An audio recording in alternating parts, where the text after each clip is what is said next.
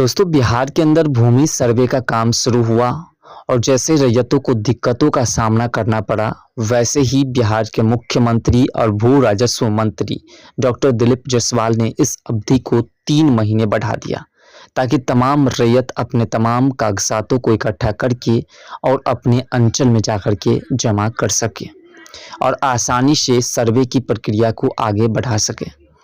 लेकिन इसी बीच काफ़ी ऐसे रैयत हैं जिसको कई तरह की मुसीबतों का सामना करना पड़ता है।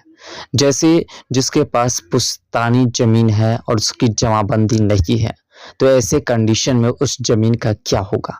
क्या उस ज़मीन का सर्वे होगा या नहीं? और सर्वे होगा तो किनके नाम से होगा?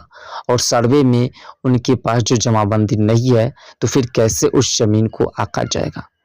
साथ साथ कुछ ऐसे भी मुद्दे हैं जैसे कि कुछ एप्लीकेशंस हैं जो रिजेक्ट कर चुके हैं, तो वैसे कंडीशन में इस सर्वे में उस ज़मीन का सर्वे होगा या नहीं। आज के इस वीडियो के माध्यम से लगभग सभी आपके क्वेश्चंस का उत्तर आपको मिल जाएगा। वीडियो में अंत तक जरूर बने रहिएगा। इत्मीनान रहे, अगर आपके नाम से पुश्तैनी ज़मीन की जमाबंदी नहीं है, तब भी वह ज़मीन आपकी ही रहेगी। आप अपने हिस्से की ज़मीन का पूरा ब्यौरा अपने शिविर में जाकर के आवेदन के साथ दें। इसके साथ ही स्वघोषणा पत्र में वंशावली बंटवारा व अन्य कागजात भी पेश करें। भू सर्वेक्षण के कर्मी आपके आवेदन पर उस ज़मीन का भौतिक सत्यापन करेंगे। इसमें विवाद नहीं रहने पर उस ज़मीन की जमाबंदी आपके नाम से कायम कर दी जाएगी।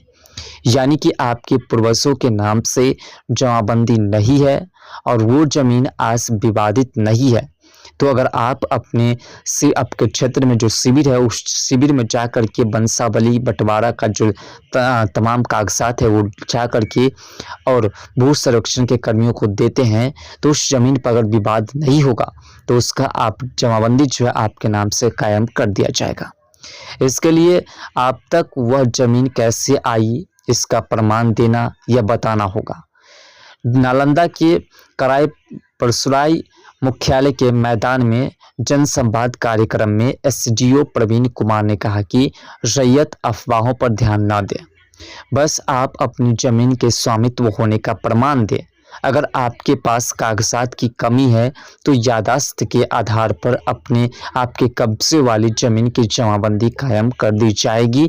यानी कि आपके पास याददाश्त भी सही है, तमाम आपके 4-5 ऐसे सबूत होने चाहिए जो आपके पक्ष में आपके हिसाब से आपके लिए बोले, तो वैसे कंडीशन में आपके ज़मीन का जो है जमाबंदी कायम कर दिया जाएगा। साथ साथ उन्होंने कहा कि रैयत को किसी प्रकार का परेशानी है तो सीधे अपने संबंधित कर्मचारी या भू सर्वेक्षण शिविर में जाकर के जानकारी और मदद ले सकते हैं। भूमि संबंधित अपनी गड़बड़ियों के सुधार के लिए परिमार्जन प्लस पोर्टल पर ऑनलाइन आवेदन करें। उन्होंने कहा कि हमारे पास हर प्लॉट का पूरा ब्यौरा उपलब्ध है, पूरी ज़मीन की जानकारी ऑनलाइन हो चुकी है, इसे आप अपने मोबाइल पर भी देख सकते हैं। इसमें अधिकारियों ने किसानों व रैयतों के सवालों के जवाब भी दिए हैं और ये वाकई में आप ढूंढेंगे तो आपको मिल जाएगा। भू सर्वेक्षण के दौरान बहुत सी ज़मीन बकास्त मालिक मिल रही है, वैसे रैयत ना घबराए। जिसके पास जैसे कि कुछ ज़मीन के दाखिल खारिज के लोग अप्लाई किए और उसका रिजेक्ट हो चुका है, साथ साथ कुछ बकास्त मालिक वाली ज़मीन है, कुछ के नाम फटे हुए शो कर रहे हैं, तो ऐसे कंडीशंस में किसी भी रैयत को घबराने की ज़रूरत नहीं है। यह ज़मीन आपके नाम ही रहेगी। कुछ तकनीकी कारणों से थोड़े समय के लिए इसकी बिक्री या जो दाखिल खारिज है उस पर रोक अवश्य लगाई गई है, लेकिन भू सर्वेक्षण के दौरान इस तरह की ज़मीनों का भी सर्वे किया जाएगा। इसे लेकर के बाजार में बहुत तरह की चर्चाएं चल रही है, उन पर ध्यान न दे। और हिलसा डीएसएलआर राजन कुमार ने कहा कि बकास्त ज़मीन का रैयतीकरण किया जा रहा है। ज़मीन का ज़रूरी दस्तावेज देना होगा जिससे कि आपके ज़मीन का सर्वेक्षण आसानी से किया जा सके और साथ साथ आपकी ज़मीन जो है वो आपके नाम से दर्ज भी रहे। शिविर में अपना आवेदन जमा करने के बाद उसकी प्राप्ति रसीद अवश्य अपने पास सुरक्षित रखें ताकि आगे आप उसके आधार पर अपनी बातों को रख सकें। अपनी ज़मीन का खाता खसरा व रकबा को अच्छी तरह से भरे, साथ ही खेत की चौहद्दी को अच्छी तरह से भरे। उसी के आधार पर सर्वेक्षण कर्मी खेतों पर जाकर के उसका सत्यापन करेंगे। इसकी वे पूरी रिपोर्ट्स कलमबद्ध करेंगे। इसे जो है याददाश्त के दौरान सबके सामने रखा जाएगा। वहां से सत्यापन होने के बाद आगे की प्रक्रिया होगी। बाद में अगर सर्वे में किसी तरह की गड़बड़ी रहती है तो उसे सुधारने का भी मौका मिलेगा। रैयत साक्ष्य के साथ अपनी बातों को शिविर में जाकर के बताएंगे, उसके आधार पर उसे सुधार कर दिया जाएगा।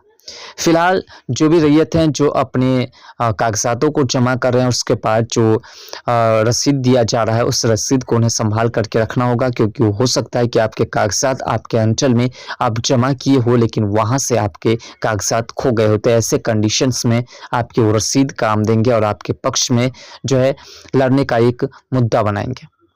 अगर रैयत ने किसी जमीन की खरीद की है और उसी के नाम से जमाबंदी कायम है तो उन्हें किसी भी तरह की बंसावली या बंटवारा चार्जशीट नहीं देना है। लेकिन अगर उस जमीन को आपके दादा, माता पिता या अन्य ने खरीदी है तब उसको बंसावली के साथ ही बंटवारा संबंधित कागजात भी आवेदन के साथ देना होगा। वहीं पुश्तैनी जमीन का पूरा ब्यौरा आपको आवेदन के साथ हर हाल में पेश करना होगा। शिविर में आए किसान अशोक कुमार सिंह ने कहा कि बंसावली में बहन बेटी को नाम देना क्या जरूरी है? बहन बेटी का नाम, ऐसे में क्या वह जमीन की पार्टी बन जाएगी? नोडल पदाधिकारी ने कहा कि वंशावली में बहन बेटी का जिक्र करना जरूरी है। अब बहन बेटी को जमीन का पार्टी नहीं बनना है तो बहन बेटी को लिखित रूप से शिविर में आकर के जमीन का पार्टी नहीं बनने का प्रमाण देना होगा। यानी कि आप अपने बहन और बेटी का नाम देते हैं और ऐसे कंडीशंस में आपकी बहन बेटी ज़मीन नहीं लेना चाहती है तो वैसे कंडीशंस में उसे प्रमाण देना होगा, यानी कि उसे कोई ऐसा एविडेंस बना करके देना होगा जिसके आधार पर वह साबित कर सके कि हम ज़मीन नहीं लेंगे और साथ साथ भाई या जो पिता है वो आने वाले समय में उस ज़मीन का जो चाहे वो उपयोग कर सकते हैं, उस पर बेटी का अधिकार नहीं होगा। तो ऐसे कंडीशन में उसे प्रमाण देना होगा, यानी कि जाकर के वहाँ समझिए एक तरह से जो है उसे एग्रीमेंट करना होगा। किसान साबिर हुसैन भी हैं जिन्होंने कहा कि मेरी जमाबंदी लॉक है, खाता खसरा का सुधार नहीं हो रहा है, क्या करें? इस पर अधिकारी मंच पर उपस्थित नहीं थे, ऐसे में सवाल का जवाब नहीं मिला। हालांकि अन्य अधिकारी ने कहा कि इसके लिए आपको सीओ से मिलना होगा, वे इस तरह के मामले के लिए सक्षम अधिकारी है। किसान ऐसी तमाम जो है समस्याओं को लेकर के जा रहे हैं, जिसके पास कुछ के पास जमाबंदी कायम नहीं है तो किसी के पास जो है किसी तरह की समस्याएं हैं। तो इन सभी समस्याओं को दूर करने के तमाम जो है जुगाड़ सरकार द्वारा, सरकार के पदाधिकारियों द्वारा जारी किया गया है। 1945 से अब तक सारा जमीन का दस्तावेज ऑनलाइन देख सकते हैं। इसका कोई असर सर्वेक्षण पर नहीं पड़ेगा, ऑनलाइन माध्यम से कागजात निकाले जा सकते हैं। किसान ऐसी कई समस्याओं को लेकर के पहुंचते हैं और उन सभी समस्याओं के जवाब जो है वर्तमान में शिविर प्रभारी की ओर से दिया जाता है, साथ साथ जो कानूनगो है उनके द्वारा दिया जाता है। तो अगर आपके पास भी किसी प्रकार की कोई प्रश्न है जिस प्रश्न का उत्तर आपको जानना ज़रूरी है ताकि आपको ज़मीन सर्वेक्षण कराने में किसी प्रकार की समस्या न हो, तो ऐसे कंडीशन में आप अपने क्षेत्र के अंचल में जाकर के और वहाँ के कानूनगो या वहाँ के अमीन से तमाम जानकारी आप ले सकते हैं। और साथ साथ अगर आप चाहे तो ऑनलाइन माध्यम से भी अपने क्षेत्र के अमीन का मोबाइल नंबर पता कर सकते हैं और उस पर कॉल करके भी आप कांटेक्ट कर सकते हैं, उनसे बात कर सकते हैं। फिलहाल ये तमाम जानकारियां आपको कैसी लगी कमेंट सेक्शन में अपना राय ज़रूर दीजिएगा।